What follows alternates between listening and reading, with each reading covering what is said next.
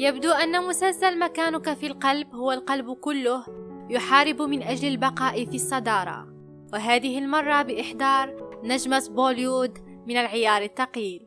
شاهدوا الفيديو حتى النهاية حتى تتعرفوا على المزيد من التفاصيل.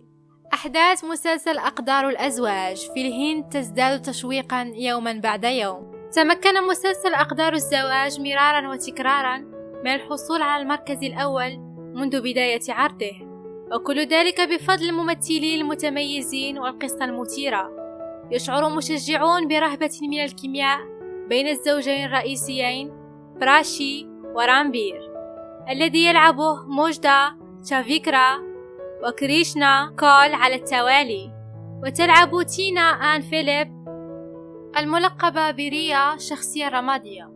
حاليا في الهند رامبير يقاتل من أجل حياته على فراش الموت، وتصلي براتشي من أجل حياته. عندما فجأة توشك الدية على الانطفاء، هنا تأتي الممثلة البوليوود كاجول وتحمي الدية، وتصبح بذلك شعاع الأمل جديد لبراتشي. تدخل كاجول العرض في شخصية سوجاتا من فيلمها القادم سالام فينكي.